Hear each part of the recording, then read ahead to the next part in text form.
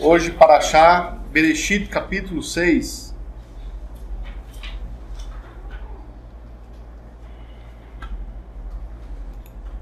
Alguém estudou?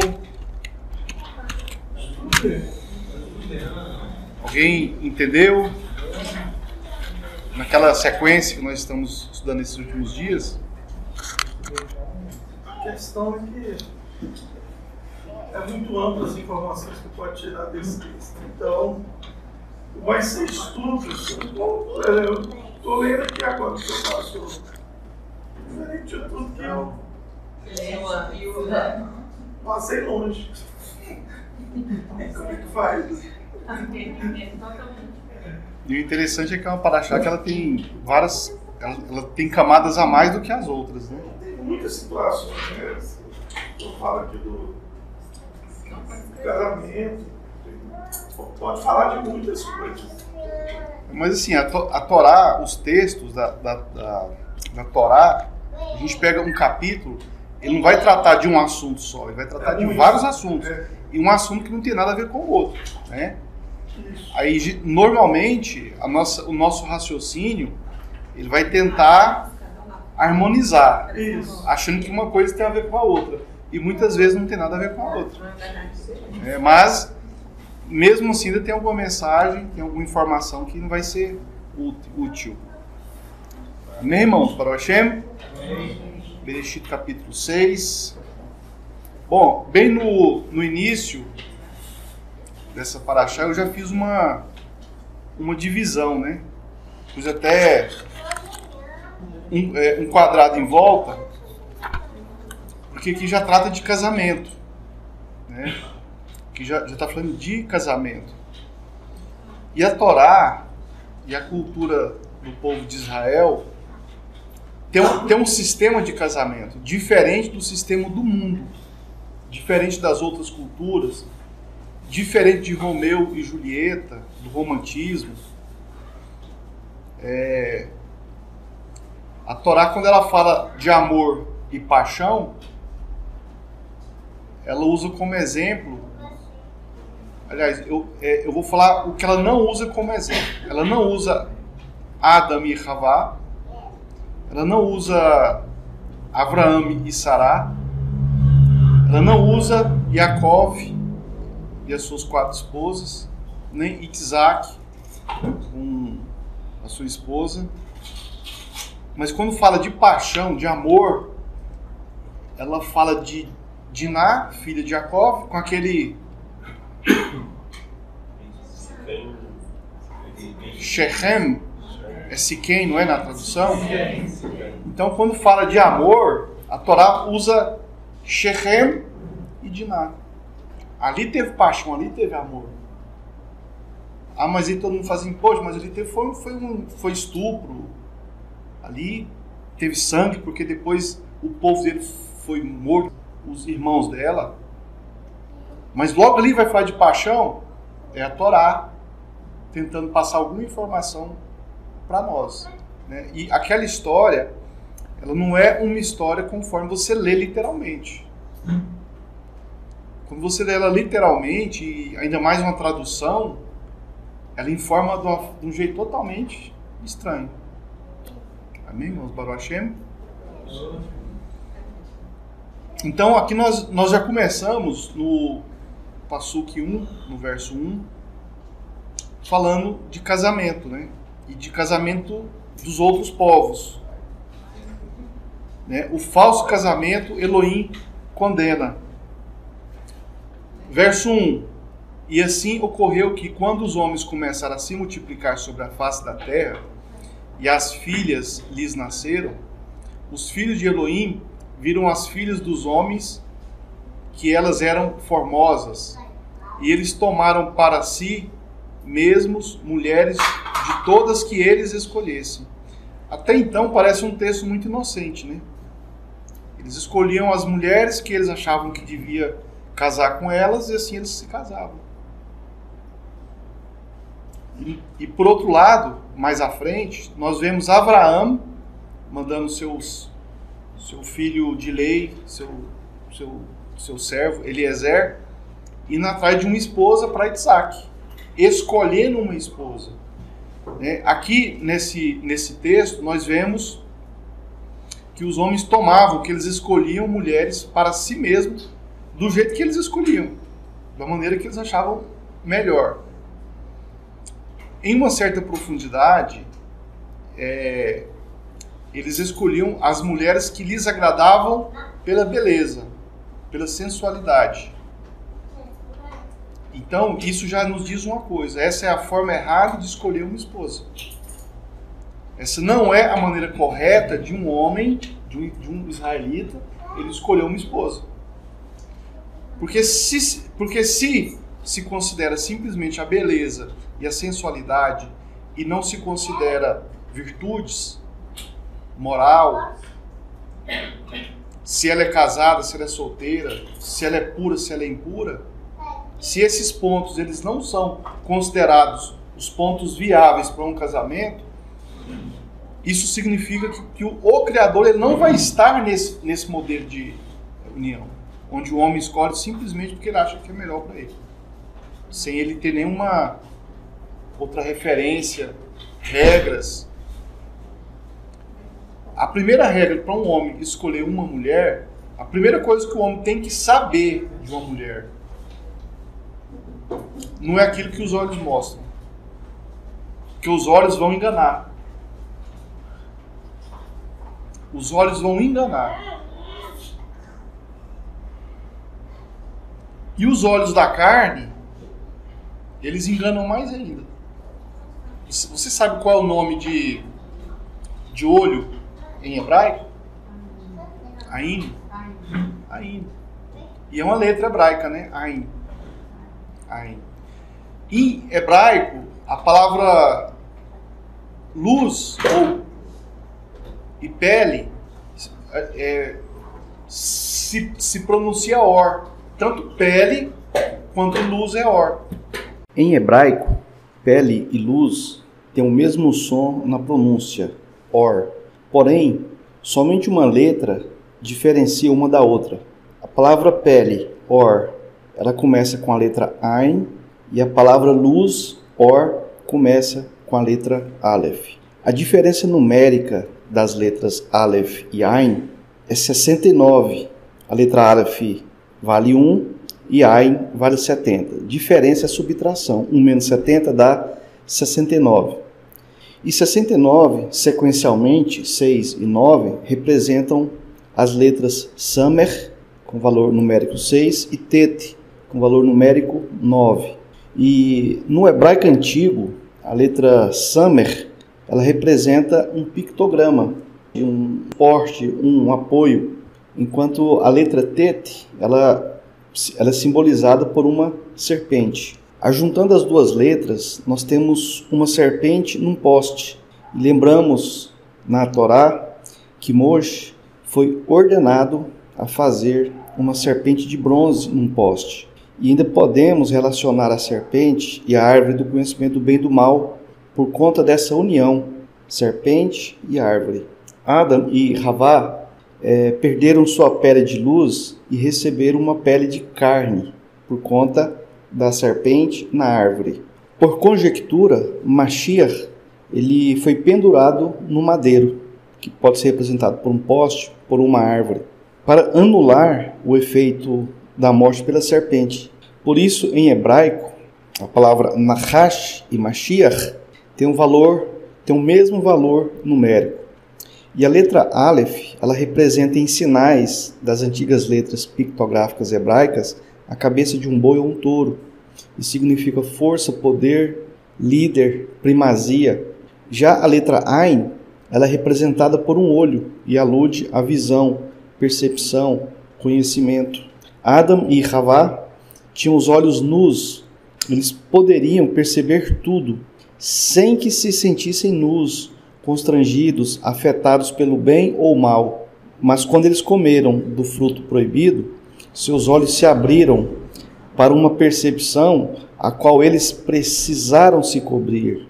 Eles tiveram temor do mal, não era mais imune ao mal.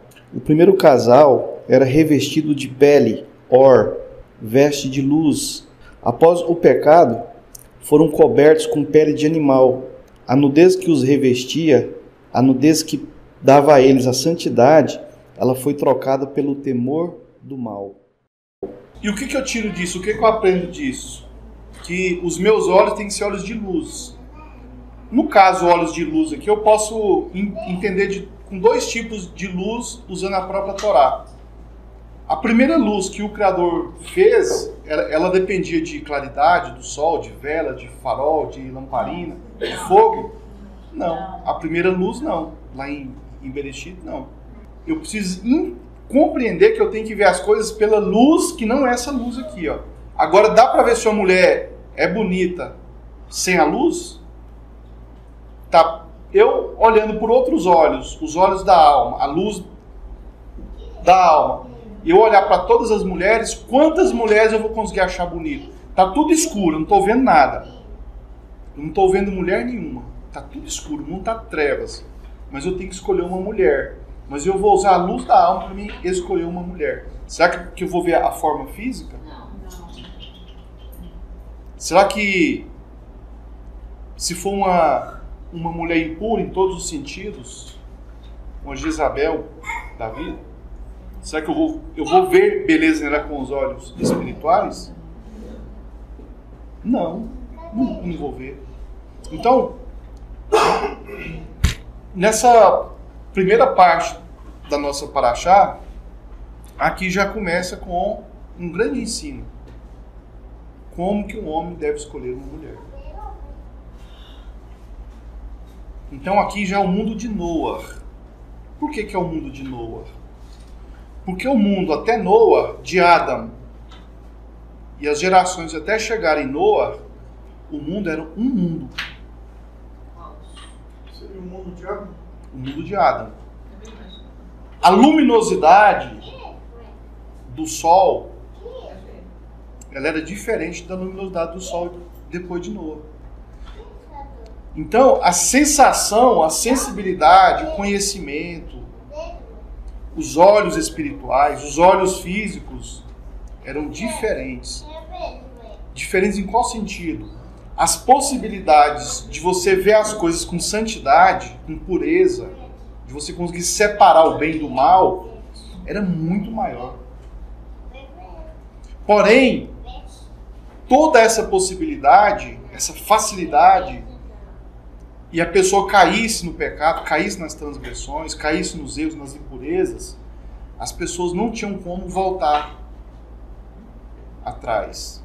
E, entre aspas, as possibilidades da pessoa voltar atrás eram muito mais difíceis. Não porque não tinham ferramentas, mas porque era muito difícil da pessoa se achar defeituosa, impura.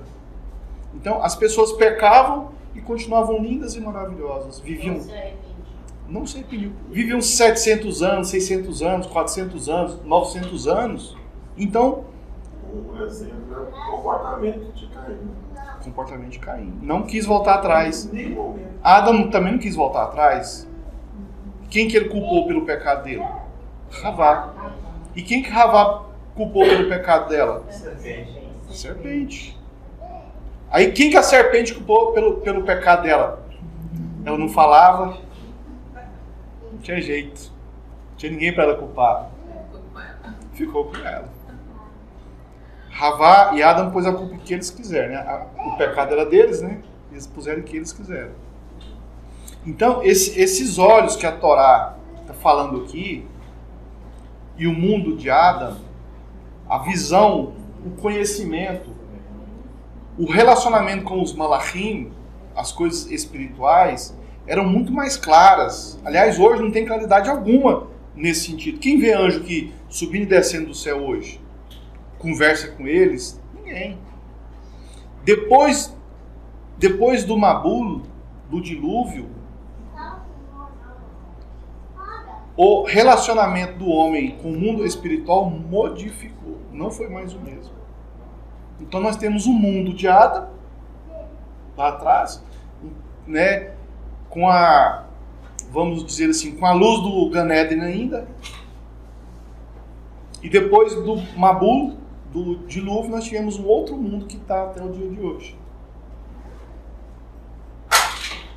E pouquíssimos homens na história da humanidade, eles conseguiram alguma forma de comunicação, alguma forma de aprendizado, de visão, de relacionamento com o mundo espiritual, como tinha naquela época. Por exemplo, quando Jacob sonha com a escada, que os anjos subiam e desciam, e o anjo depois toca na coxa dele e ele recebe um outro nome, ele conseguiu essa conexão. Pouquíssimas pessoas conseguiram se reconectar, ter visão, olhar para o Ganédio. O próprio Shaul, Paulo, ele fala que ele foi arrebatado ao terceiro céu. Ele não sabe se acordado, se dormindo. Ele não conseguiu nem descrever o que ele viu no terceiro céu. O terceiro céu é o Ganédio, é o Jardim do Éden. Pouquíssimas pessoas conseguem estar em um nível e alcançar esse relacionamento.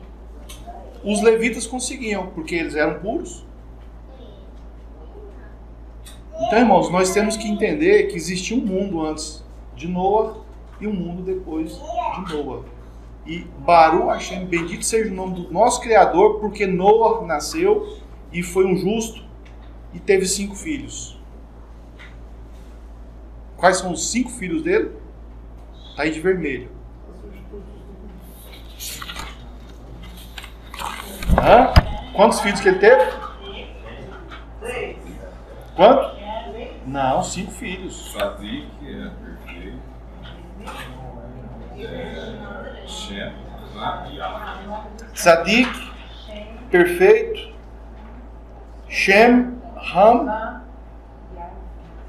Yafet. Ser justo, ser perfeito, era filho dele também. As qualidades de uma pessoa, a Torá considera como filhos. Então, se a pessoa tem más qualidades, más comportamentos, más atitudes, aquilo é como se fosse filhos. Então, cada ato que nós praticamos é um filho nosso. É uma manifestação do nosso ser. Um filho que nasce pelo sêmen é um filho que é manifestação de cada homem. E os atos, a mesma coisa. Baruch Hashem.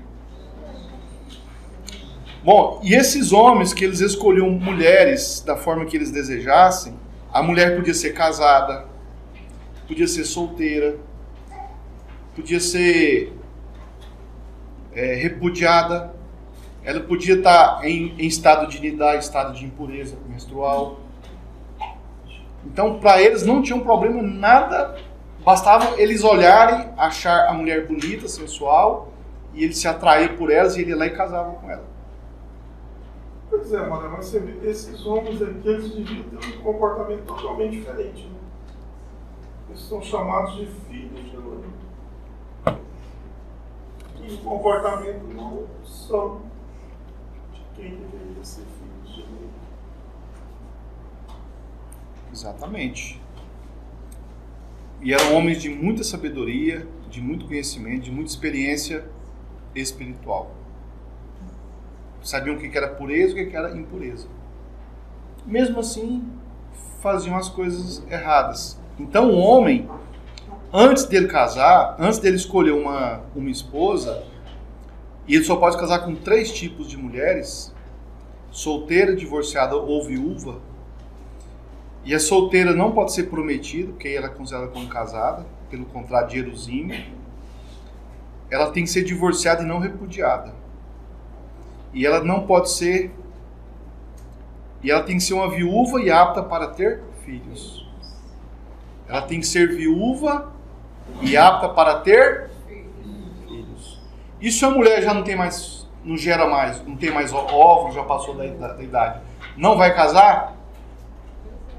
Como é que faz com essa mulher? Quantos filhos que Noa tinha? Sim. Quantos filhos que uma mulher dessa pode ainda ter? Então qual mulher que não pode ter filho, que não pode casar?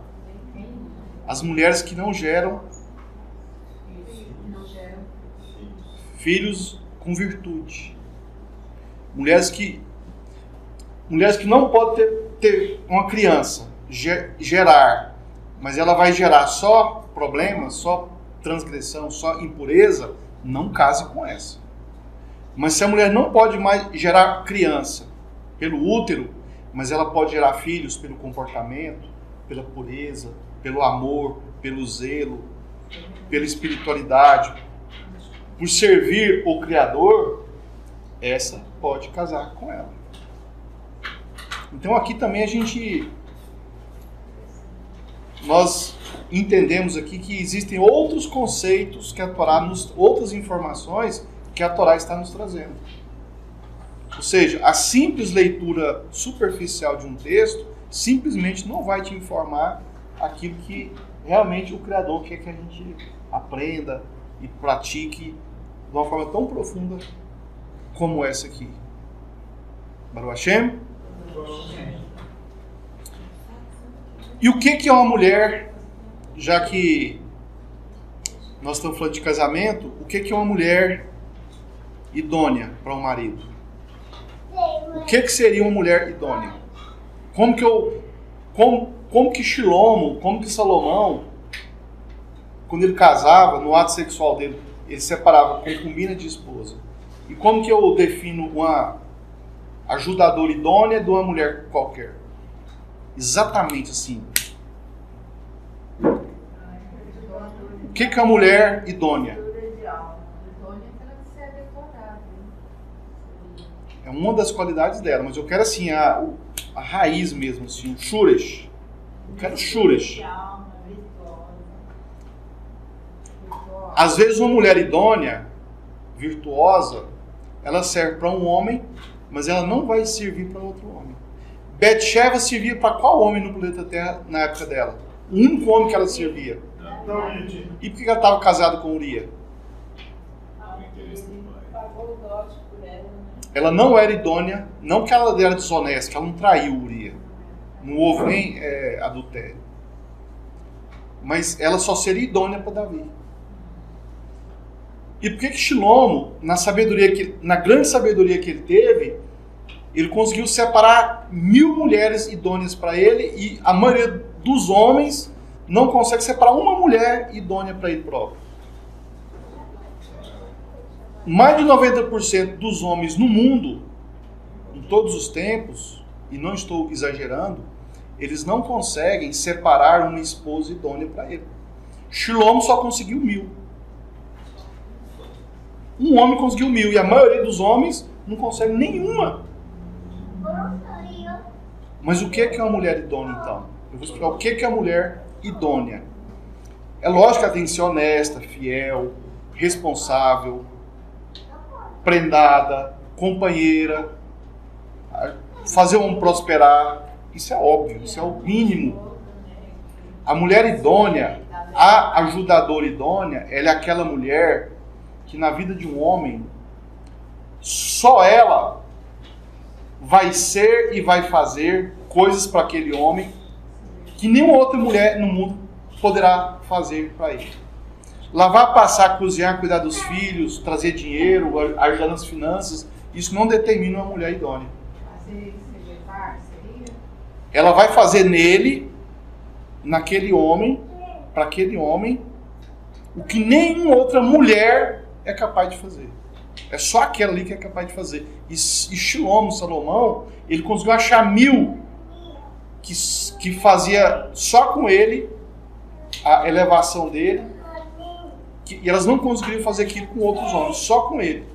Imagina um homem, ao escolher uma esposa, ele conseguir identificar numa mulher, aquela mulher que vai santificar ele, que vai elevar ele, que vai posicionar ele bem na presença do Criador.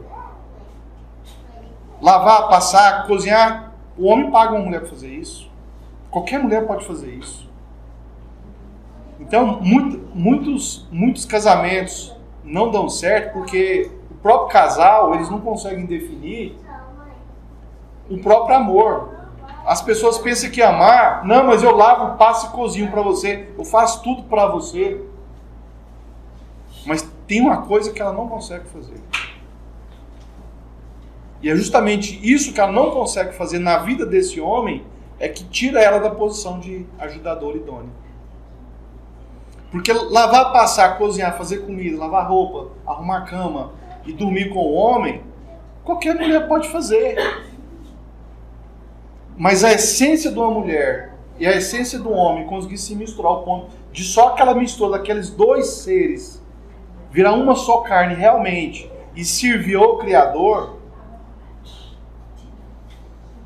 não é toda mulher que vai conseguir ter essa mistura com o marido. Então muitos casamentos são frustrados porque quando isso não acontece, gera solidão. Você está na companhia da pessoa, porém, aquela companhia ela te traz mais solidão do que se você estivesse com você mesmo. Porque quando o homem e quando a mulher, eles estão juntos, mas eles não têm mistura de alma, a tendência de um é sugar o outro, é cobrar do outro. A tendência de um é tirar do outro. E quando você está sendo cobrado e quando você está sendo sugado, um suga o outro, um cobra do outro, o que acontece? Cansa. Isso cansa.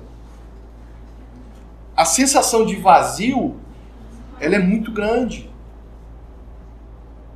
Agora, quando os dois se unem, se transformam numa só carne, em uma só alma, a sensação de completude, a satisfação, é outra coisa, é outro nível.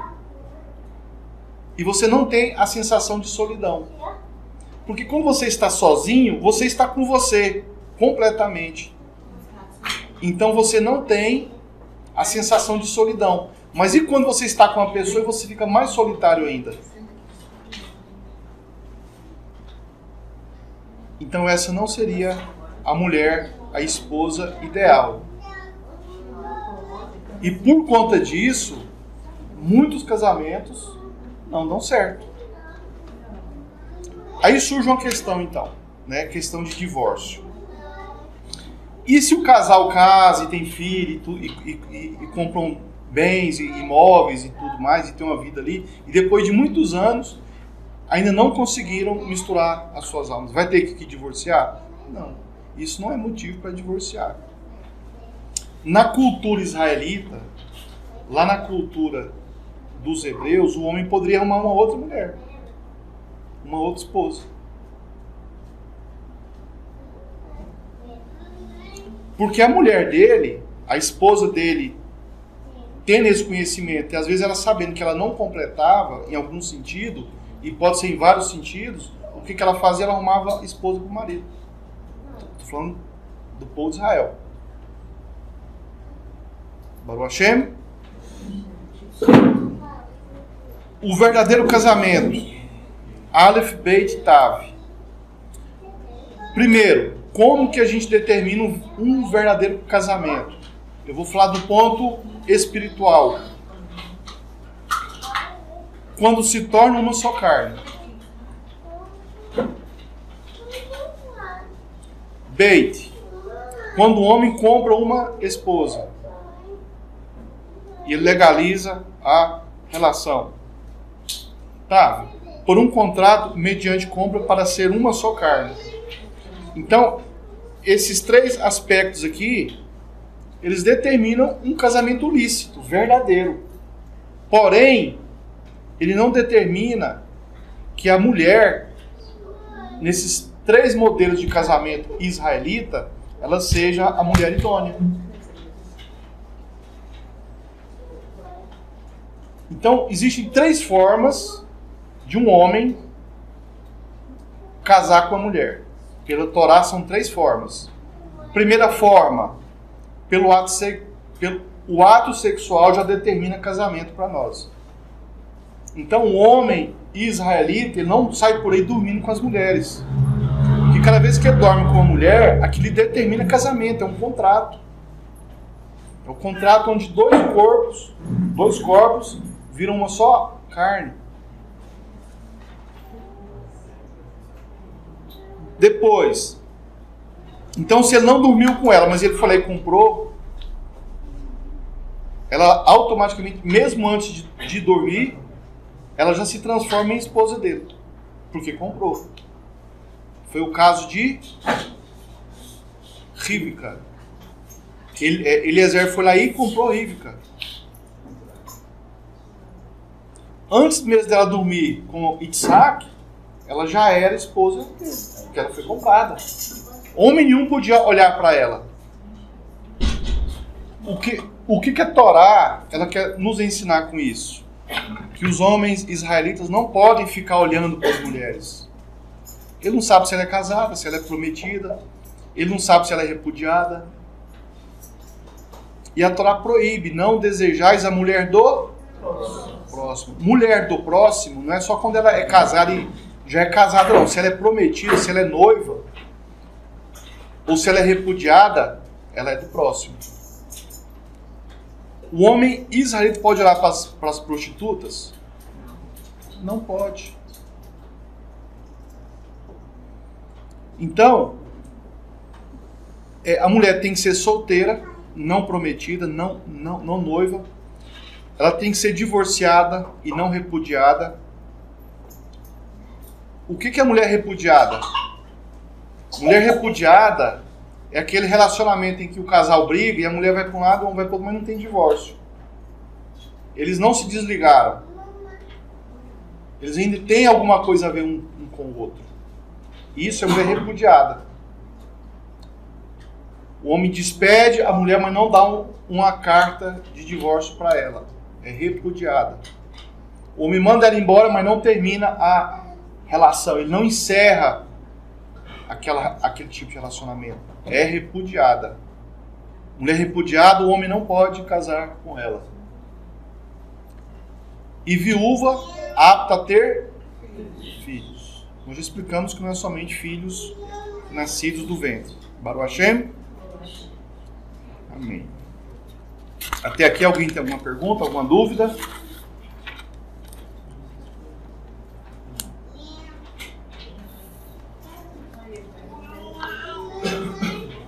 Podemos seguir em frente? Então vamos para a página 6. Página 4, comentários.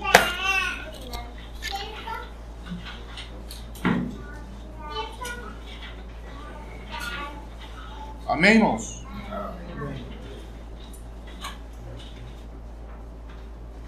Página 6. 4. Estou tentando ver se vocês estão prestando atenção. Estão de olhos abertos aí. Comentário da Parashat. Um mundo sendo construído dentro de um lar. Noah.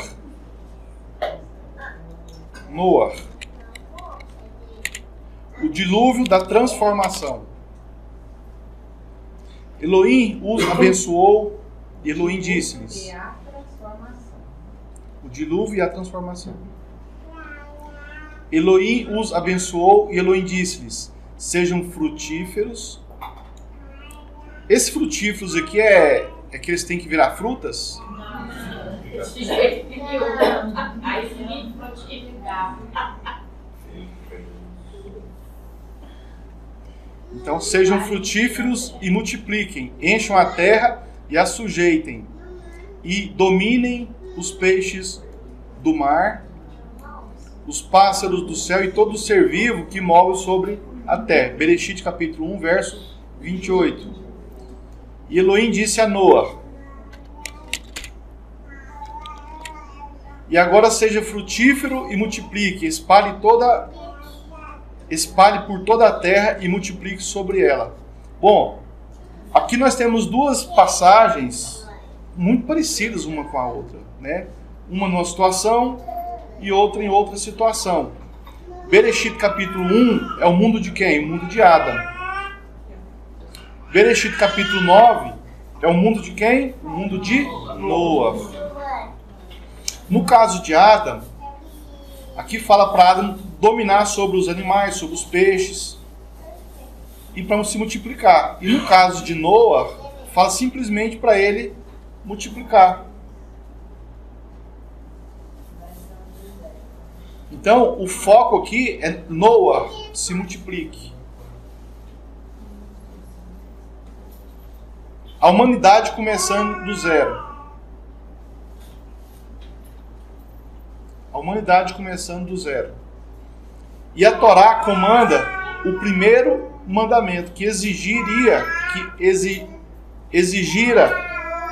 o primeiro beijo, o primeiro carinho.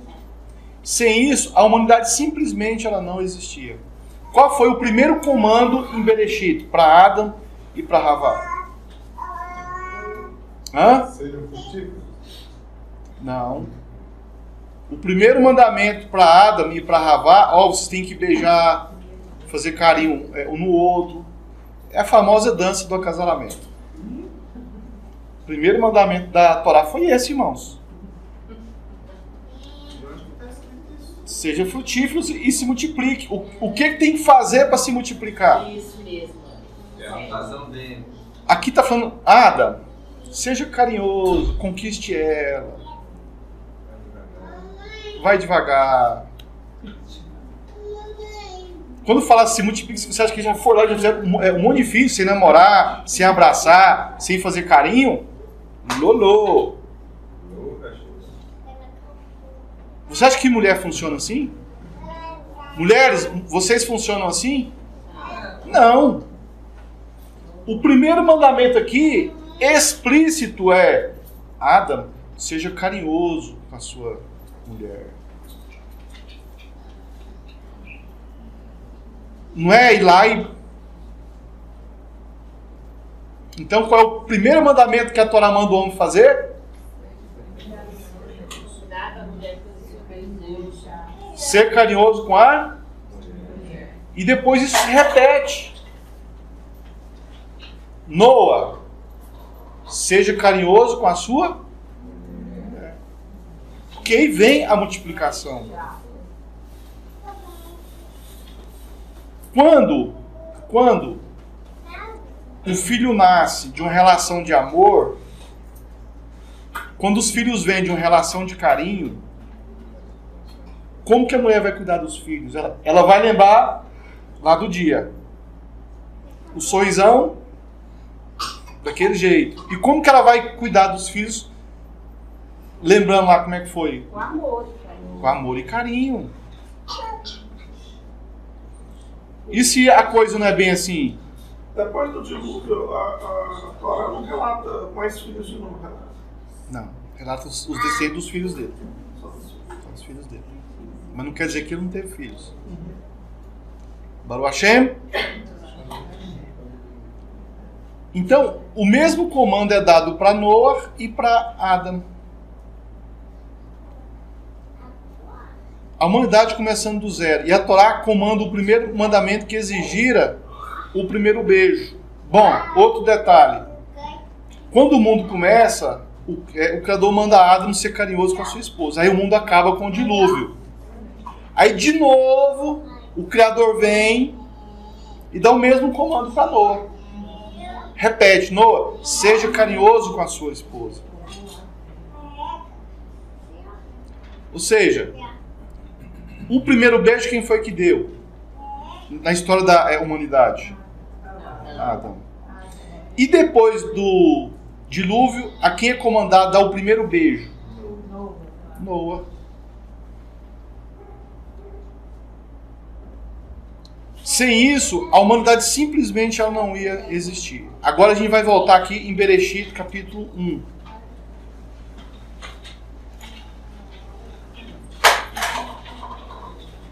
Bereshit, capítulo 1.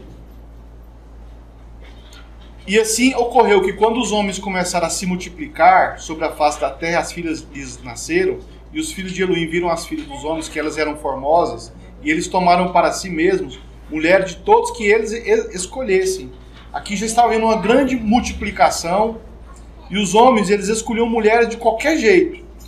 Um homem que escolhe uma mulher de qualquer maneira, que tipo de filho que ele vai gerar? Que tipo de relação que ele vai ter com essas mulheres? Ele pega mulher casada, solteira, impura, pura, repudiada, mulheres que não tinham moral, não tinham pudor, não tinham santidade, não tinham nada disso. Que tipo de povo que isso vai gerar? Que tipo de sociedade que isso vai gerar? Sociedade descontrolada. conturbada, descontrolada, impura. Mas olha o que o Criador fala para Adão e para Noa. Seja carinhoso com a sua esposa.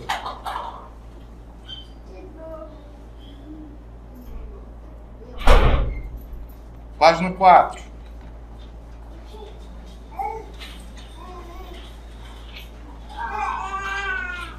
Mil 1657 anos depois da criação, e desse mesmo fato se repetir, ou seja, a multiplicação, que é falada para Adão como para Noa, agora Noa e sua família saem da arca e começam novamente o processo de transformar o mundo.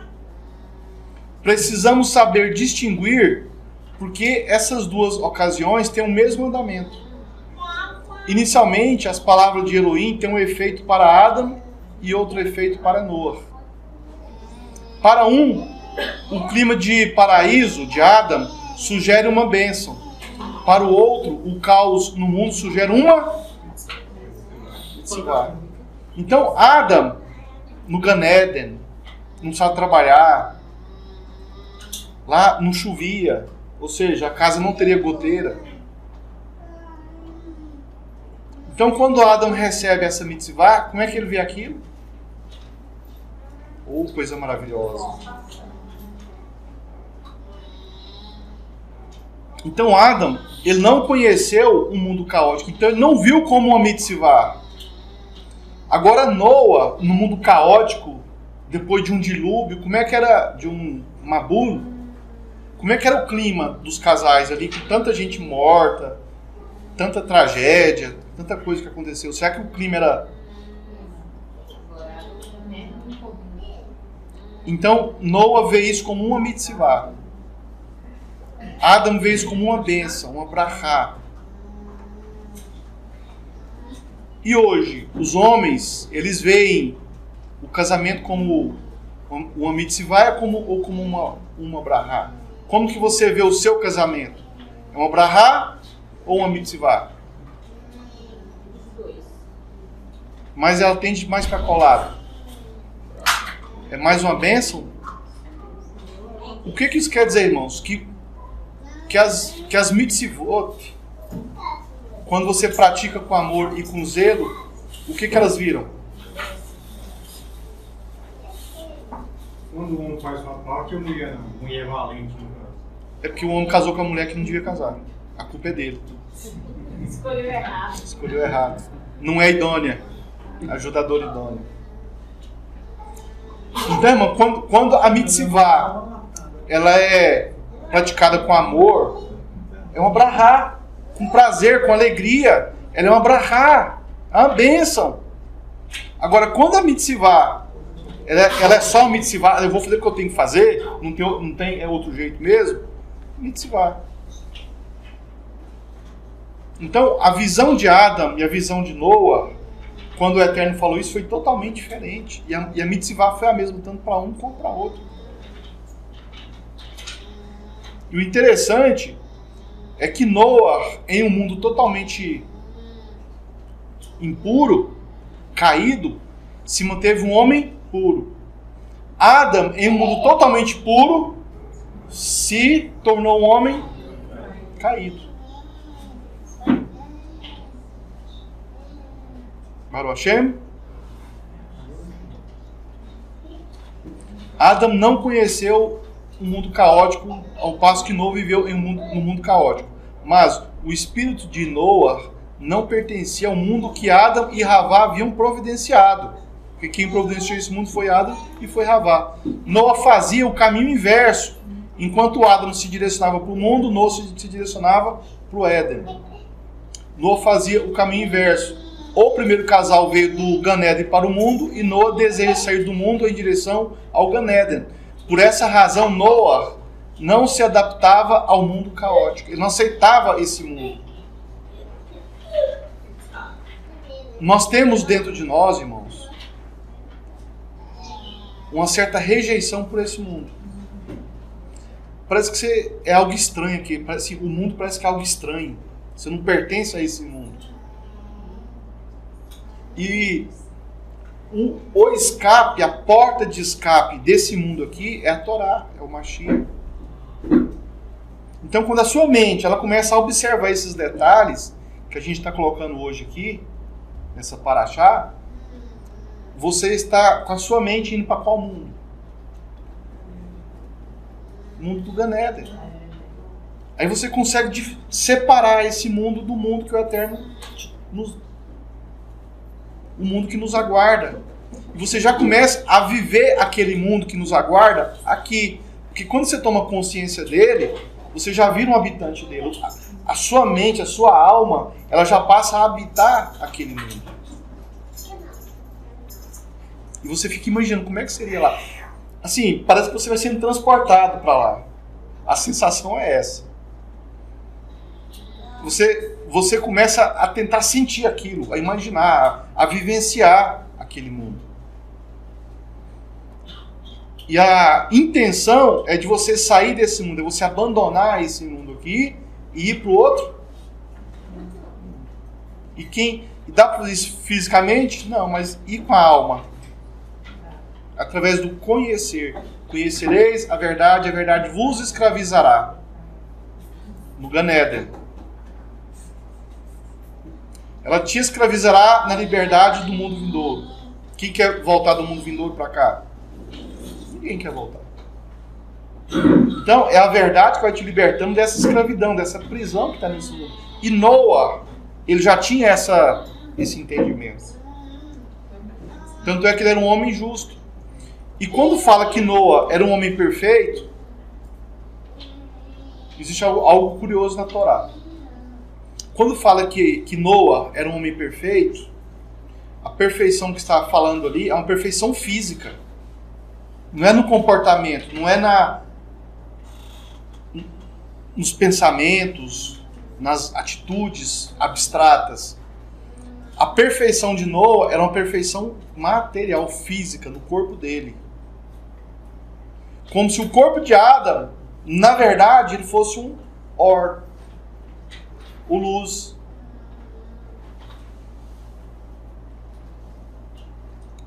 Não é estudo de hoje. Eu, como eu sou muito bocuda, era para falar daqui 3 anos e meio, fui falar hoje. Mas isso faz parte do estudo daqui 3 anos e meio. Baruch Hashem? Porque na realidade ele prefigura o Mashiach, né? Sim. Então, ele tem que ter esse estado de pureza ou de perfeição e de justiça. É uma prefiguração de Mashiach. E no caso ele traz ali a salvação, a solução para esse mundo caótico. Sim. Noah fazia o caminho inverso. O primeiro casal veio do Gan Eden para o mundo. Noah deseja sair do mundo em direção ao Gan Eden. Por essa razão, Noah não se adaptava ao mundo caótico. Quem aqui se adapta a esse mundo caótico? Só quem gosta desse mundo. As mesmas palavras na Torá são ditas tanto para Adão como para Noah, mas ambas com objetivos diferentes. As primeiras palavras de Elohim para Adão ter filhos têm como objetivo povoar o mundo. O intuito era gerar homens que elevassem o mundo. Mas, como sabido, ao invés disso, o pecado se tornou cada vez mais amplo. Parece que o efeito de Havá em desobedecer a ordem passava de geração a geração como herança. Isso porque a responsável pela formação dos homens é o mundo, o status que o mundo vive, a maneira que o mundo é mais culpa do homem ou é mais culpa da mulher? Esse aspecto que não. Começou com a mulher, né? E continua com a mulher o problema.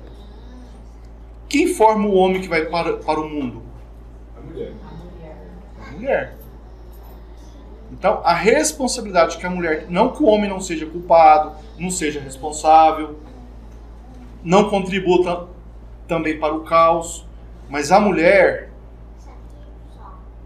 está sobre as mulheres a grande responsabilidade inclusive de trazer Mashiach nesses últimos tempos, de restaurar a humanidade.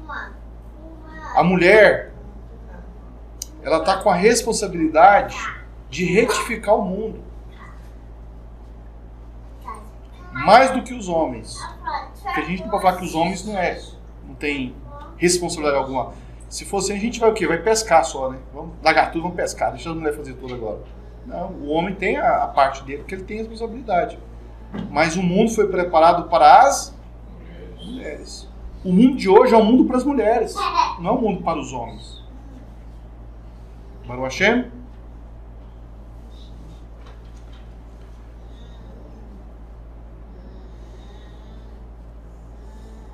Parece que o efeito de Havá em desobedecer às ordens passava de geração a geração como herança. Isso porque a responsável pela formação dos homens é a mulher, enquanto o homem é responsável por formar ou multiplicar a humanidade. Então temos uma conclusão: o homem multiplica o homem e a mulher multiplica o caráter. Então como que um homem deve escolher uma mulher? Uma mulher que multiplica o caráter. Baruch Hashem, uma ajudadora idônea. O mundo de Adão começou com o caos nas águas, até surgir a terra seca. Da mesma forma, o mundo de Noé também é resultado de caos nas águas. Aqui temos outra repetição de fatos. Ainda assim, Elohim estava restabelecendo uma conexão com Noé, e afirmando seu compromisso com a existência. O Mabul, dilúvio, separou dois mundos, trazendo uma nova forma de vida. A inundação foi um evento divisor de águas. Bom, deixa eu fazer um ponto aqui. Na época de Adão teve Mabul? Teve. Existia Mabul antes de Adão ser feito, dos animais, o mundo era um caos. Era um Mabul. Dá para viver no Mabul? Não tem como viver. Quando a água e a terra estão tudo misturada, não tem como viver. Então do Mabul veio os 6 dias de criação. Aí depois surge Noé e surge um novo Mabul. E aí começa tudo novamente. Os seres do solo foram destruídos, mas os peixes não poderiam ser destruídos. Peixes na Torá representam a humanidade. Os filhos de Efraim são ditos que se multiplicarão como? Aqui temos uma dica: Efraim cumprirá o propósito da multiplicação da humanidade. Então, quando o Mabul de Noé surgiu, o dilúvio de Noé surge, todos os seres que ficavam nas terras morreram. E os seres que ficavam nas águas morreram também? Provavelmente esses não foram alcançados pelas contaminações humanas, né? Pelos seres das águas. Mas por quê? Acho que até pelo aspecto de estar na água, né? Os olhos. Que eles não viam. O pecado dos homens aqui no início da nossa paraxá era por quê? Por quê? Porque os peixes veem. E por que Efraim ele vai ser colocado? Ele é dito que nasce como peixes no mar. Porque eles não vão pecar com os Baruch Hashem. E os olhos, aí a gente fala do famoso olho gordo, né? Não tem esse negócio de olho gordo aí nos folclore? Folclore é o que mais que eles falam? Tem outro negócio que eles falam, né? Que é superstição. Os olhos, irmãos, eles podem ser enganados. É o órgão do homem, do ser humano mais enganado que tem. Havá foi enganada primeiro pelo quê? Pelos olhos. E Adão foi enganado depois pelo quê? Não. Os ouvidos. Quando você... os nossos sentidos, né? Nós temos ali, ó, cérebro. Abaixo da linha do cérebro nós temos o olho, né? Ali é um olho, viu, irmãos? Aí depois nós temos uma orelha. Depois nós temos uma boca. Depois um coração, um estômago, intestino e depois os órgãos sexuais masculino e feminino. Os órgãos mais baixos para os órgãos mais altos. O mais baixo é qual? E os sexuais são os mais carnais, não é isso? Os que mais buscam prazer são os órgãos sexuais. Então, pelo fato de eles estarem muito longe da alma, é muito fácil de pecar com esses órgãos. Porque eles estão muito baixos. Agora, os olhos, também, como os mais baixos, que são os sexuais, os olhos são muito fáceis de ser enganados. E depois vem os ouvidos, depois vem a boca, depois vem o coração, o estômago, o intestino. Os olhos, qualquer coisa atrai os nossos olhares. E é difícil de você controlar os olhos. Você olha até quando você não quer ver, quando você não quer olhar, você olha. É rápido, o olho é rápido, ele não dá tempo. No olho ele já olhou. Ele já olhou, você não queria nem ter olhado. Os ouvidos, você ainda pode tentar escolher o que você... Mesmo você ouvindo, indo para a sua alma, aqui você ainda pode processar o que você não vai concordar, não aceitar, não querer. Você pode refutar o que você escuta. Dá um tempinho, né? Dá um tempinho. E a fé vem pelo ouvir, e ouvir a palavra de quem? É pelo ouvido, né? Agora os olhos, ele não te dá tempo nenhum. É rápido.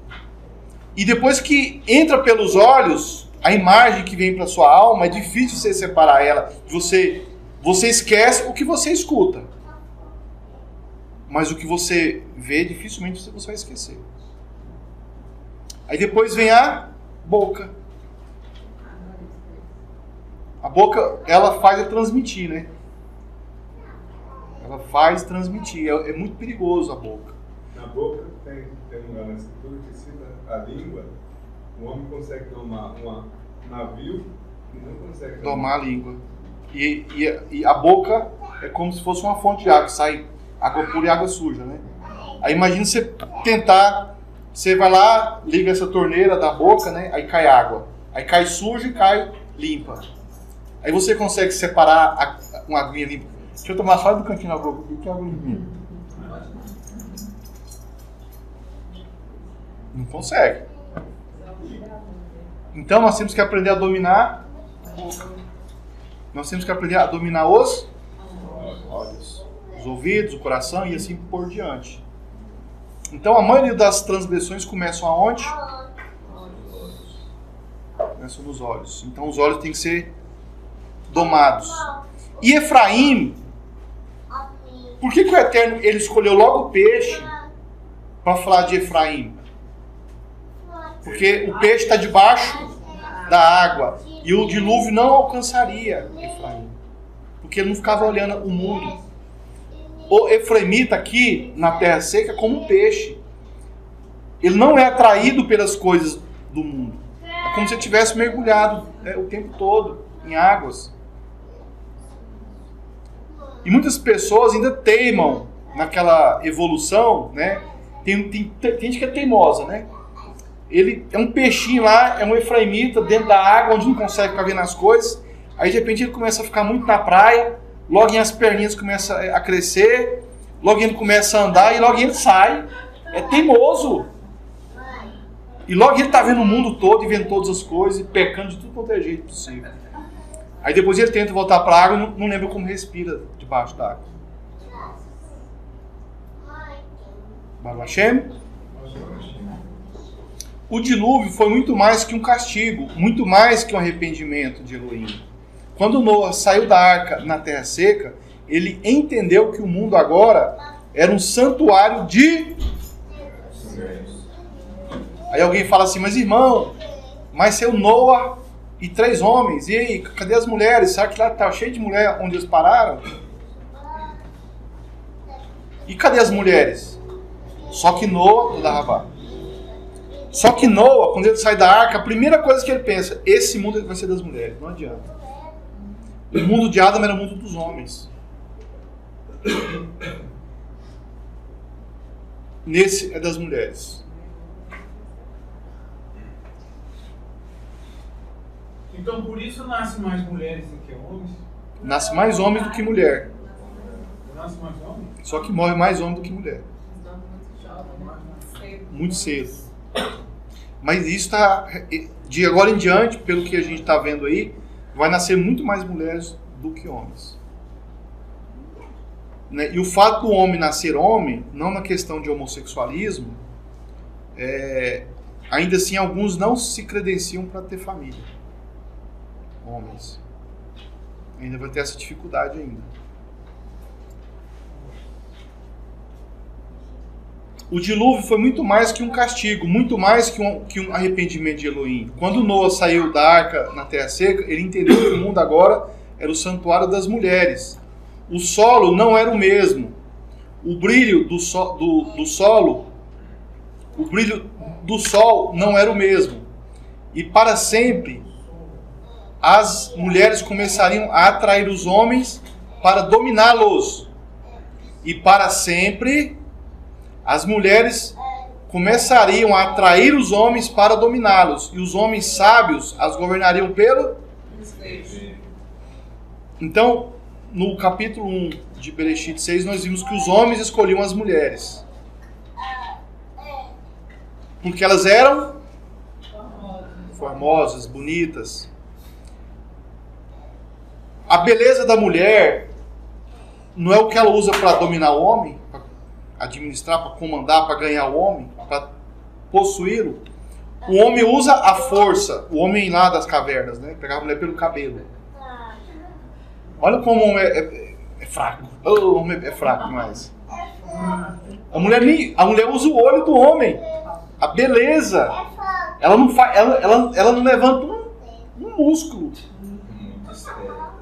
Enquanto o homem acha que é machão, brabão, ela pega a mulher pelo cabelo, né? E sai arrastando aquela mulher lá pra caverna dele. A mulher vai deitadinha assim.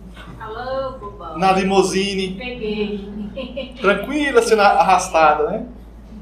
E o homem arrastando, puxando com força, né? E ele achando que tá dominando a mulher. Mas quem tá dominando é a mulher que tá dominando o homem. Nesse caso, a mulher, ela domina o homem pelo desejo. E o que o Eterno mandou o homem fazer? Homens, sejam mais femininos. Façam como elas. Ah, irmão, você está falando que tem que ser feminino? Não, o que é isso? Não feminino no sentido de gênero sexual feminino, mas no sentido intelectual feminino. Não é à toa que o homem, ele tem cromossomo X feminino e Y, e a mulher tem 2X. Ela é feminina 2 vezes, por isso que ela domina o homem. Cadê a Mariana? Mariana, é isso mesmo, né? Homem é XY e mulher é XX. Tá vendo? A medicina comprova. A ciência confirma. Então, se o homem tem um cromossomo X, feminino, vamos assim dizer, isso quer dizer que o homem pode sim ter atributos espirituais, intelectuais, comportamentais, no sentido de domínio, justiça, porque a sensibilidade da mulher faz ela ser muito mais dominadora do que o homem. Toda vida quem domina o mundo é a mulher. Porque o homem acha que é força. Agora, quando o homem aprende a usar os seus atributos femininos, não no sentido sexual, o homem ele passa a dominar a mulher pelo desejo, porque ele vai entender como é que a mulher funciona. Se o homem não sabe como que a mulher funciona, ele não entende, ele não compreende, ele não tem essa sabedoria, como que ele vai dominar? Uma pessoa para dirigir um carro, o que ela tem que fazer? Um curso. Daqui um pouco a gente vai ter que fazer um curso. Para compreender melhor as mulheres. E nós já estamos fazendo um curso pela Torá. Amém, irmãos? Baruch Hashem?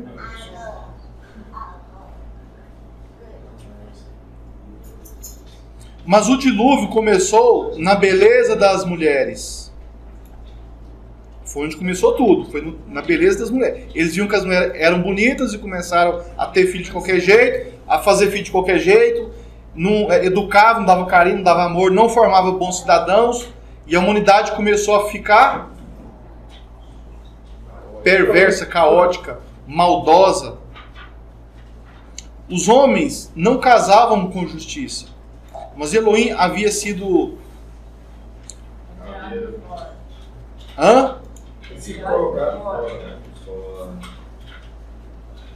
Havia sido colocado de fora da união. De qual maneira se coloca o Eterno de fora de um casamento? Fazendo um casamento ilícito, ilegal, mesmo sendo lícito e legal, o homem maltratando a sua esposa e a sua esposa maltratando o seu marido. Elohim não está nisso. Ele não participa de um casamento assim. É um casamento onde o casal tem que se virar, porque a presença do Eterno não está ali. Por causa da maldade e injustiça, nasciam sem rua de Elohim, e a maldade desses homens nascidos era sem controle. Noa conheceu os dois mundos. O dilúvio gerou uma inovação total nos mundos e céus. O mundo que foi criado inicialmente sofreu uma mudança. Existe um mundo de Adão e agora existe um mundo de Noa. E até hoje estamos vivendo nessa realidade.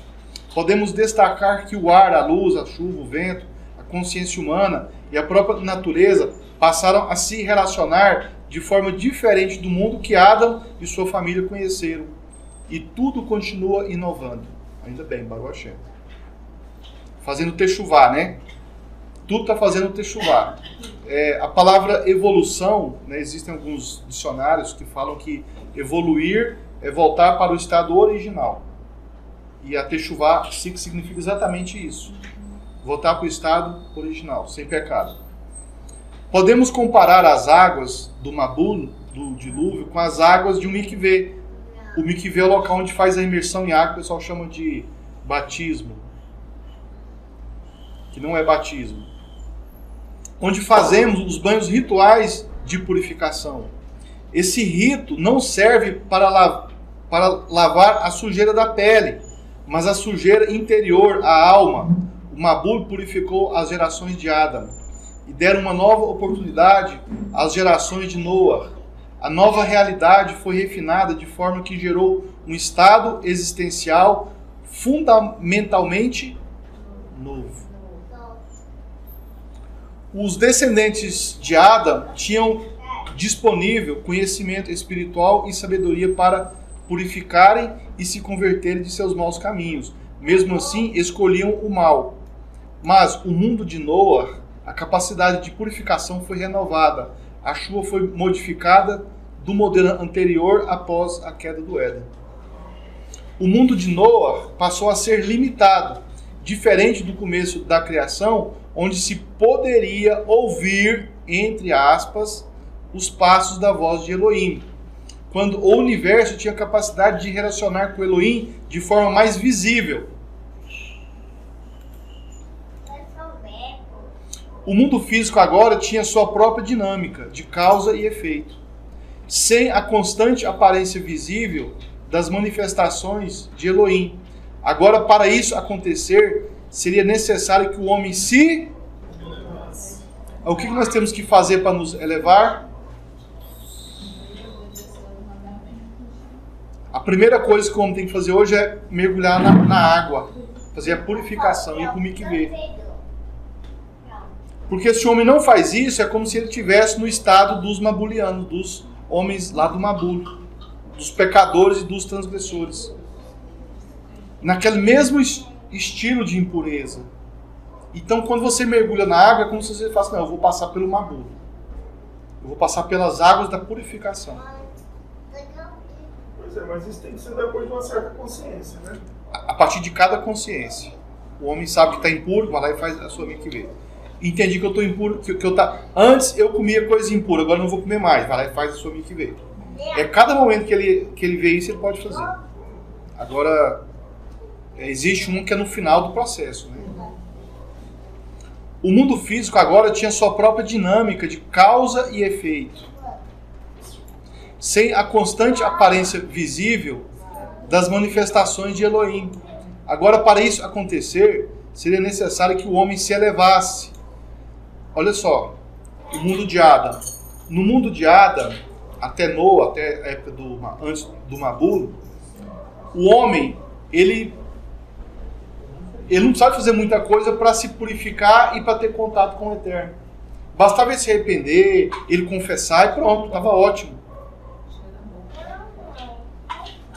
Como o homem não fazia isso e continuava piorando cada vez mais, piorando, e ele continuava tendo um estado espiritual elevado, mesmo piorando, porque naquele tempo ele tinha acesso aos malachim, ao Eterno, as coisas espirituais eram mais claras.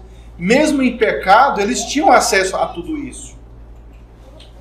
Hoje, nos dias depois de Noa, depois do Mabul, para o homem alcançar uma certa elevação espiritual, ele tem que fazer o quê? Já que confessar não adianta, eles não conseguiram fazer isso, hoje tem que fazer o quê? Arrepender, purificar, se consertar, se converter, não praticar mais aquilo, fazer techuvá, fazer purificação e depois ele entrar nos processos de elevação. Para aí, talvez, ele conseguir entrar em um estado espiritual onde ele consiga ter um acesso ao mundo espiritual. Deixa isso para lá, o dia eu falo. Vai puxar muito assunto. Baruch Hashem. Às vezes, quando estamos diante de um moré, o que é um moré? Qual é o outro nome que a gente dá para o moré? Hã? Amore. Amore. É amore. Você chama o moré de amore. Amore. Moré. Falei sério. Aí, ó, viu? Tem diferença. Amore e moré, tem diferença. Às vezes quando estamos... Fala Rodrigo. Amore. Às vezes quando estamos diante de um moré... Presta atenção, Rodrigo. Essa é para você. Quando vocês chegam na Paraxá, estão diante do moré, tudo parece mais simples. A Paraxá fica fácil. Tudo se esclarece. Mas quando vamos estudar sozinho, parece impossível compreender. Concordam? Quando chega aqui, tudo é mais fácil. Tudo... eu já sabia disso, Moré. Não vem com essa, não. Ora, quer passar melzinho agora? É ou não é assim? A gente lê e não consegue chegar a essa... Quando tá sozinho lá, você tá quase... Degradeia lá. Mas quando chega aqui...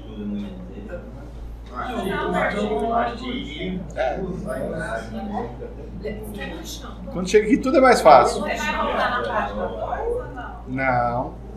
Posso não, hoje não. Daqui 3 anos e meio. Ó, Laura, fica calada, viu? Olha, amore. Mas quando vamos estudar sozinhos, parece impossível compreender. Assim, é quando temos a presença de Elohim. Nossa percepção consegue compreender e processar tudo à nossa volta. Mas quando a presença de Elohim se desfaz, em nós tudo complica. Assim era o mundo de Adão. A presença de Elohim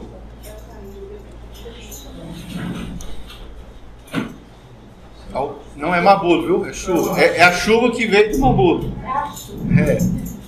Tá falando de chuva aqui? É um carrinho das crianças. Atraiu a chuva, né?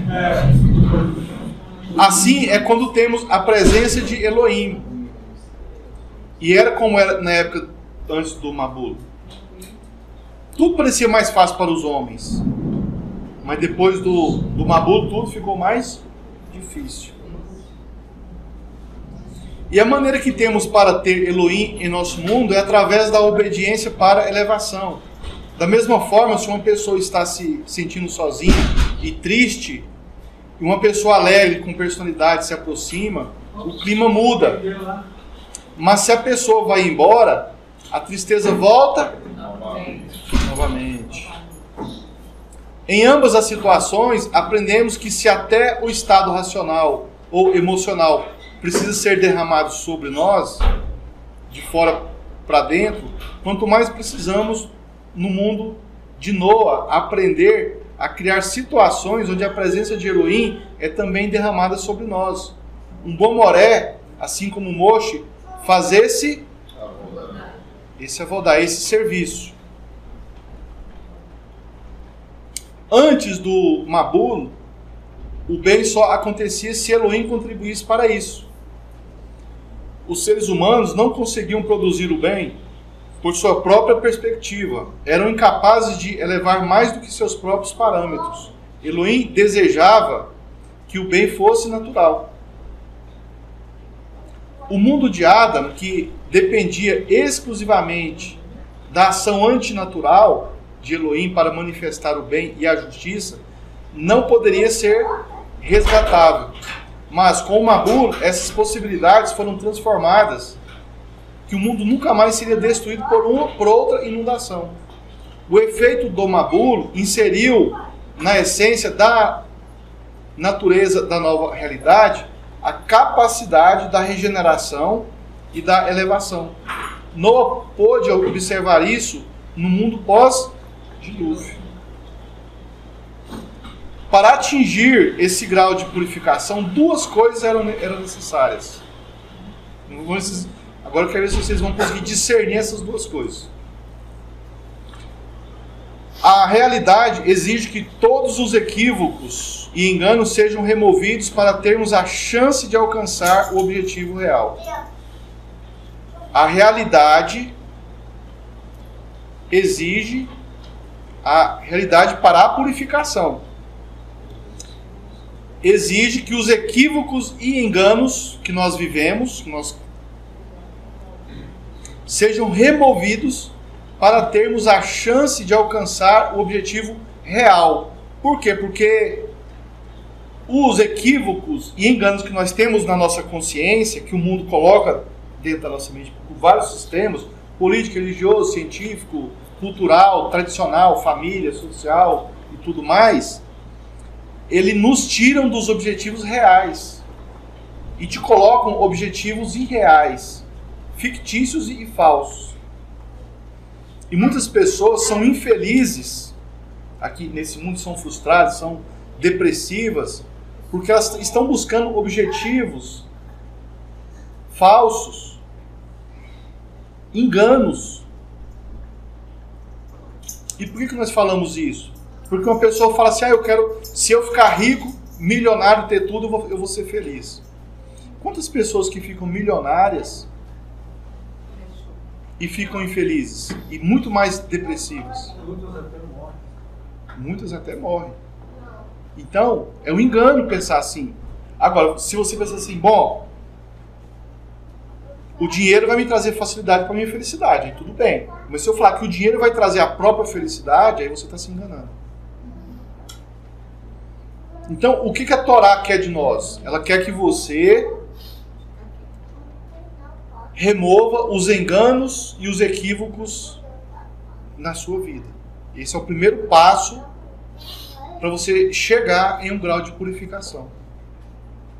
Remove os enganos, remove os equívocos que a religião introduz, que as crenças introduzem, que os doutores espirituais eles tentam inculcar na mente, que o sistema religioso, sistema financeiro, político, científico, cultural, psicológico, familiar, social, tradicional, inserem na mente humana, enganando as pessoas e formando cidadãos totalmente infelizes, depressivos, ansiosos, injustos, maldosos.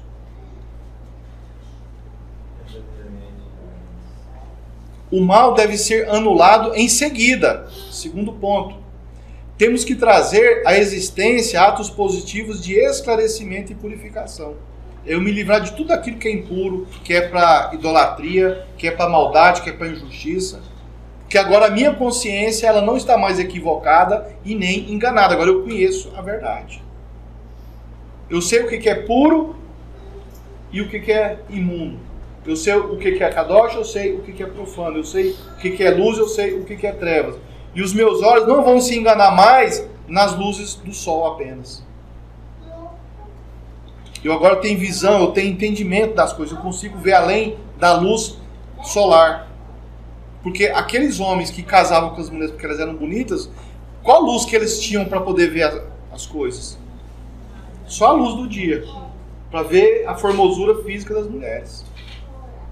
Em contrapartida, Noa era um homem perfeito, de formosura plena, fisicamente uma beleza que refletia a sua justiça, a sua idoneidade.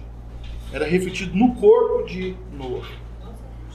Agora, uma mulher bonita, linda, maravilhosa, segundo os olhos, a luz solar, a beleza física dela está realmente refletindo o caráter, a virtude, o interior dela, o coração dela. Então, essa mulher pode enganar.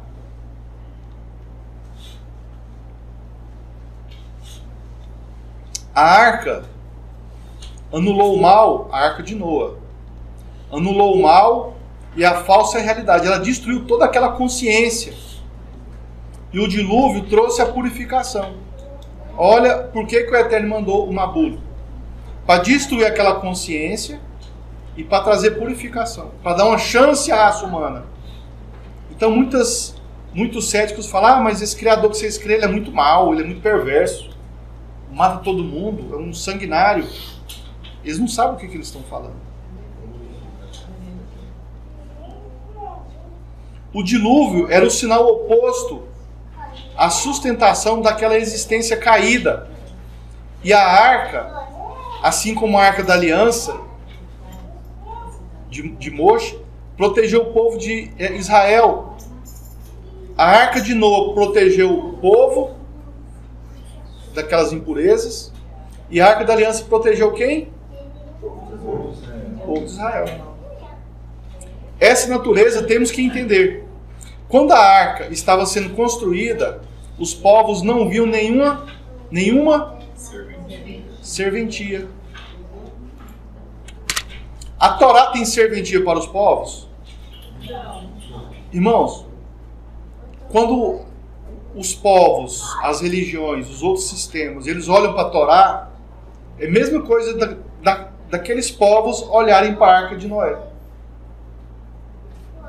Para que isso serve? Aqui é deserto, aqui só tem pedra, aqui nem chove, a água sai por um vapor. Para que serve a Torá? Para que serve as leis de Moisés? Mesma visão. Mesma coisa. Quando a arca estava sendo construída, os povos não viam nenhuma serventia. Ela era irreal para a ciência humana deles. Mas eles deixaram de existir na realidade. E ao mesmo tempo que a arca irreal preservou a realidade de Elohim. Aquela realidade que era tão real, e quando essa realidade do mundo deles, eles olhavam para a arca, eles pensavam, isso aqui é coisa de louco. Isso aí é irreal para essa situação que nós estamos aqui, para esse mundo que nós vivemos. Aqui não chove. Mas foi justamente a arca irreal, segundo a visão deles, é que preservou a realidade de Elohim. Porque o engano e o equívoco, o que ele faz com a sua mente? Ele tira a realidade do Criador da sua mente, dos seus pensamentos, das suas escolhas, das suas decisões, do seu raciocínio, dos seus atos. E você acha que o mundo, que esse mundo físico aqui, ele é totalmente real. E não é real. Tira até o Criador da nossa vida. Tira o Criador, deturpa tudo. Senso de percepção, né? As pessoas não conseguem perceber os enganos, os erros. Eles achavam que a arca era um engano para o mundo, né?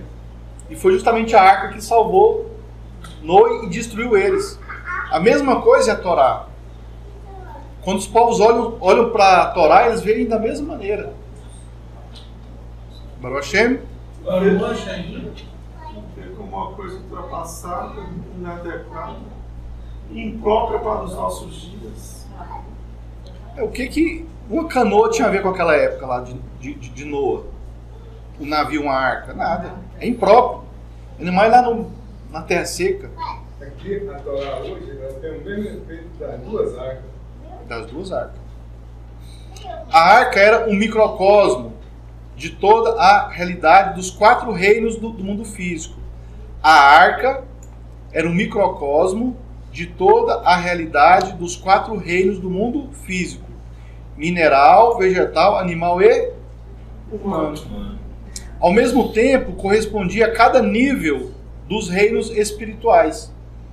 Dentro dela, conforme as futuras profecias, o lobo se deitava ao lado do cordeiro. Não existe profecia que futuramente o lobo e o leão, eles vão estar tudo junto ali?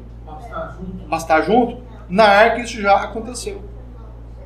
Ah, sim, eles comiam da mesma... Ficavam todos juntos. Sem um agredir o outro. Sem um agredir o outro. Eles mandou levar comida, né? Sim. Para ele, serviço para ele. Viviam tudo no mesmo ambiente. Ao mesmo tempo, correspondia a cada nível dos reinos espirituais. Dentro dela, conforme as futuras profecias, o lobo se deitava ao lado do cordeiro. Uma faísca da era messiânica. Quando o mundo será preenchido com o conhecimento de Elohim. Era um ambiente oposto ao mundo construído pelos homens. Era assim que os homens estavam construindo o mundo naquele tempo? Por sua própria vontade, como por exemplo a Torre de Babel, uma clara oposição à Arca de Noé.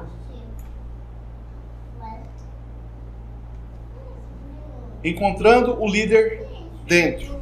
Toda regeneração interior, ela precisa de um ponto de observação. Toda regeneração interior.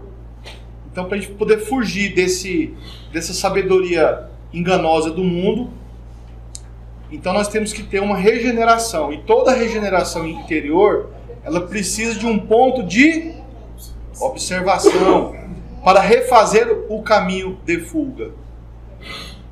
É preciso de um guia que dê força e mostre o caminho a seguir. E os animais viam isso em Noé. Então, quando os animais começam a entrar na arca e a procurar Noé era o ponto de referência, de observação, para os animais o seguirem. Bom, se para os animais era assim, e para nós é a mesma coisa? Nós precisamos de um ponto para observar, para achar a arca? Nós precisamos de um ponto. Então muitas pessoas falam assim: não, eu congrego sozinho, só em casa, porque eu não aguento grupo, porque fica parecendo religião. A Torá fala que tem que congregar, você tem que procurar um ponto. É preciso de um guia que dê força e mostre o caminho a seguir. E os animais, eles viam isso em Noé. Mas os homens não. Aquela geração ia lá: ó, Noé, eu quero ir para a arca junto com você, eu quero te ajudar aqui, eu me arrependo dos meus pecados.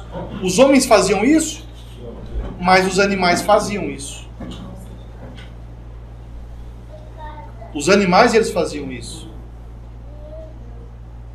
Geralmente, os líderes, eles tendem a fracassar entre incompetência e muito controle. Então, existem duas características nos líderes. Ou eles são incompetentes, ou ele quer ter muito controle sobre as pessoas. É assim que o sistema religioso funciona, o sistema político, tudo funciona assim. Ou o camarada, ele é incompetente, ou ele quer controlar demais. E para controlar demais, o que os religiosos falam?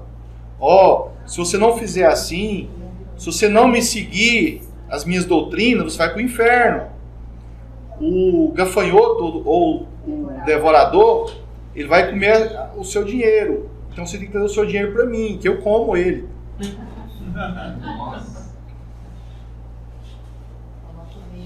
Coloca medo.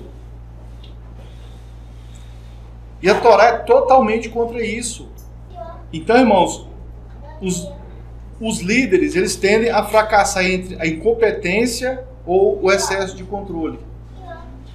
Saber equilibrar a competência sem exercer o controle é uma rara orientação adquirida de empoderamento com plenitude. Moshe era esse exemplo, mas Moshe ele espelhava em Noah. Ele espelhava em Noah. Então, um líder, ele conseguir equilibrar competência sobre os seus liderados sem exercer controle, é raríssimo alguém chegar numa orientação e ele adquirir um tipo de entendimento desse, e isso é um empoderamento de plenitude, pleno. E é muito raro existirem líderes assim, onde ele consegue ser competente e ao mesmo tempo não ser controlador. Difícil de arrumar líder assim. Muito difícil. O líder ele se sente dono. O que o Mashiach falou? Quem é rabino? Chame quem de rabino? Só ele. E todo mundo quer ser chamado de rabino. Olha que exemplo. Baruch Hashem. Quando alguém recebe a placa de gerente, isso não torna um líder, apenas um chefe. Líderes não gostam de placas. Os líderes com empoderamento na plenitude do equilíbrio, da competência sem exercer o controle. Os líderes de verdade, eles não gostam de placas, eles não gostam de títulos. Esse é o líder de verdade. Gerentes precisam delas. Ele tem que ter algo que... Porque ele não consegue ser, então ele tem que ter alguma coisa que nomeia ele. Quando Elohim é reconhecido Melech, ninguém precisa de placas. E o líder, ele sempre vai mostrar para os liderados que o líder, que o rei, que é o eterno, que é o nosso rei. Ele vai sempre transportar para o eterno a liderança. Ele não vai querer ficar com a plaquinha, porque o eterno também não quer placa. Baruch Hashem. Quando Elohim é reconhecido rei, Melech, ninguém precisa de placas. O Kadosh, o santo, é supremo. E mesmo assim tem aparência omissa. Ninguém pode colocar uma placa no Criador. E ninguém deveria ficar colocando placa em homens. Adam foi um líder que deveria cuidar do Gan Eden. Noah foi um líder que deveria cuidar da arca. Ambos receberam a mitzvah da multiplicação. Isso representa que deveriam encher com almas que representam. E o que um líder tem que fazer? Ele tem que encher as almas que representam Elohim. Cada alma que ele lidera tem que representar ele ou o Criador? O Criador. Uma coisa que eu achei interessante quando ela em 1 Pedro é que fala que o Mashiach pregou, né, para esse povo da época de Noé, que fala que o qual igualmente foi e proclamou ali depois da crucificação, né, proclamou os espíritos em prisão, os quais na antiguidade foram rebeldes durante o tempo em que Elohim pacientemente aguardava a construção da arca nos dias de Noé. Então, naqueles 3 dias, um Mashiach pós-crucificação, ele vai e prega para esses espíritos, esse pessoal dessa época. É porque ele podia, né? Ele podia, então, ou seja, é um favor de ir alcançando até Todas as as gerações. gerações. E não o Mashiach que só vai alcançar uma geração como esperam, né? É, Porque tem uns aí que esperam o Mashiach que só vai salvar uma geração. não, tá bem claro aqui. O nosso Mashiach alcança todas as gerações. E assim, o Criador escolheu Noa, que era um homem justo e que proclamava a justiça do Criador naquela época também. Então, ou seja, Noa também exercia esse papel. E mesmo assim, o Mashiach, posteriormente, visita esses espíritos. Baruch. O ser humano tem uma capacidade de se tornar imune à influência de cima. Então nós somos muito fáceis de bloquear o céu. A gente costuma construir um teto de chumbo para que o mundo espiritual, para que o eterno não nos alcance. É uma tendência humana do homem pecador, do homem caído, fazer isso. Para Adão, Elohim ordenou que ele subjugasse o mundo. O mesmo não é falado para Noa. Ele omite essa inclinação, mas acrescenta que Noa e seus filhos devem se espalhar pela terra e se multiplicar. Ou seja, o mandamento continua sendo a multiplicação. Bereshit era um modelo de mundo que dependia totalmente da presença do Criador. Ou seja, o mundo não era imune à presença do Alto. Era um vaso da Elohimicidade. Por isso, a Adão foi dado a mitzvah de subjugá-lo. O conceito de subjugar indica um tipo de submissão objetivo onde outras formas de domínio não eram possíveis. Não eram possíveis. Ou seja, o domínio que Adão teria sobre o mundo e subjugar o mundo não abriria outras formas de domínio. E esse mundo aqui, quantos tipos de domínio existe aqui? Tantas formas de se dominar. Aqui existe domínio pela religião, pela economia, pela psicologia, pela moda, pela alimentação, pelas tradições, esportes, política. Qual? Roupas. Pela filosofia. Então aqui existem várias maneiras de domínio, de tentativa de domínio. Então, o ser humano hoje, ele é dominado por vários aspectos.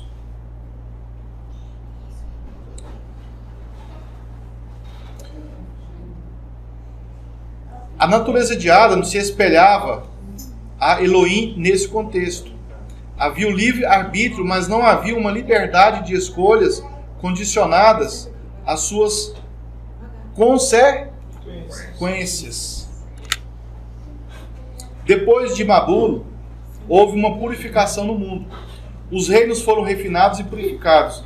Nessa nova consciência, o mundo agora poderia receber influência do alto, sem a específica subjugação. Por isso que Noa não recebeu essa mitzvah de subjugar. E ao mesmo tempo fazer um trabalho real a partir de baixo. A conexão agora adquiriu mais possibilidades. Isso inclui que a ira de Elohim não mais destruiria a humanidade, mas a humanidade agora teria uma oportunidade de elevação.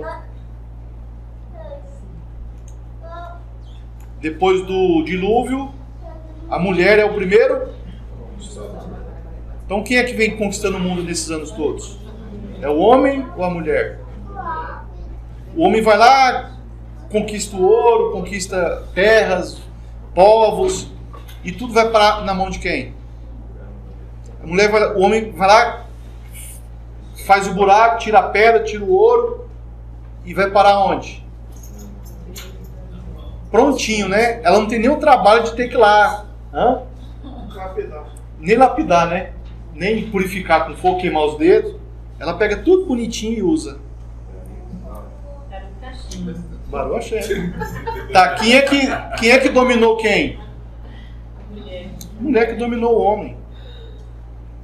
E subjugue. O homem é ordenado que seja fecundo e se multiplique, mas não a mulher. A ordenança de ser fecundo e multiplicar é uma ordenança para quem? Para o homem. O ato de conquistar e subjugar é predominantemente masculino. A natureza do homem é conquistar. São os homens que vão à guerra, que descobrem o ouro, que constroem as cidades. A palavra subjugar traz a seguinte ideia. São os homens que saem para a guerra e conquistam.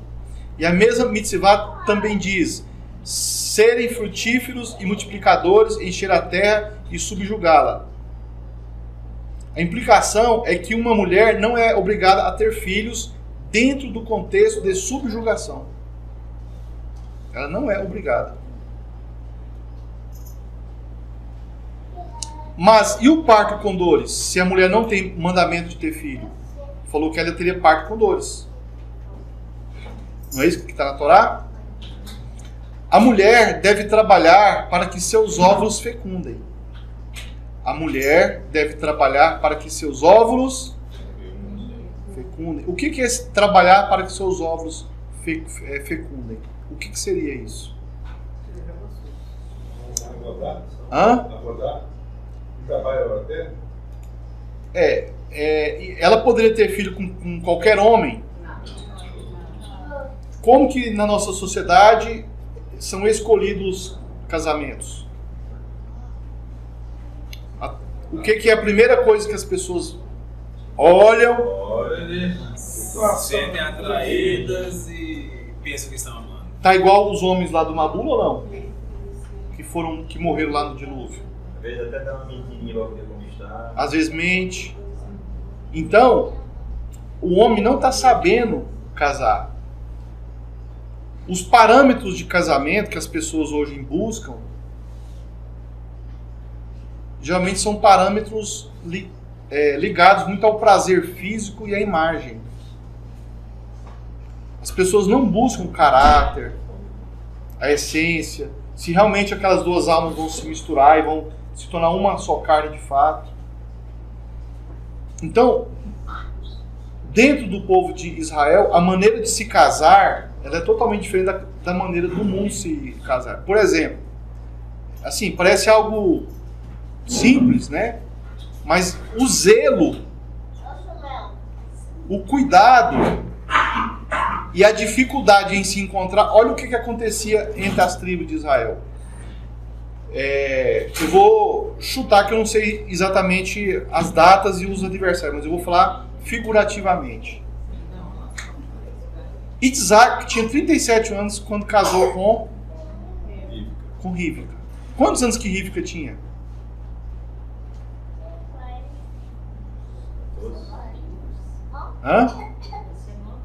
Devia ter 13 anos. Estou pondo um número figurativo aqui. Ele tinha 37 anos e ela tinha... Mas a rua do Eterno, quando Abraão manda Eliezer ir na casa lá da família dela, que era parente dele, para escolher uma esposa, e Eliezer vai lá e ela vai lá e pega a água, etc., para os camelos, e Urua falou assim, essa vai ser a esposa. O fator idade, conta aí, 37 para 13 anos nos dias de hoje é crime. Mas porque o sistema judiciário, o sistema de leis dos homens, é o da Torá ou é o da visão dos homens? Da visão dos homens. Essa visão dos homens, nas leis, é óbvio que tem que proteger as crianças, porque tem pedofilia, tem um monte de crime aí, que tem muito homem mau e queria casar com criança nova, é óbvio isso. Mas esse sistema de leis, de casamento, de visão de casamento que os homens têm, produz bons casamentos? Então, falidos. fracassados, frustrados.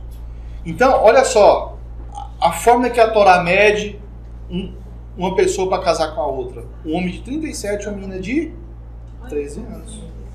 Mas por quê? Porque a alma dela e a alma dele iam se misturar. Se ela crescesse para casar com outro homem com idade próxima, ou ele casasse com uma mulher de 20 e tantos anos, ou de 30 e tantos anos, será que daria certo? Então, o jeito de escolher esposa, a maneira de escolher uma esposa, pela Torá, é totalmente diferente do sistema. Inclusive, nós temos que tirar esse equívoco e esse engano da nossa mente e aprender como que é o casamento.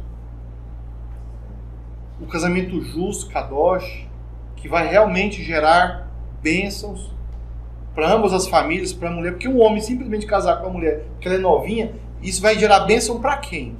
Para ninguém. Hã? Para ninguém. Isso é maldade.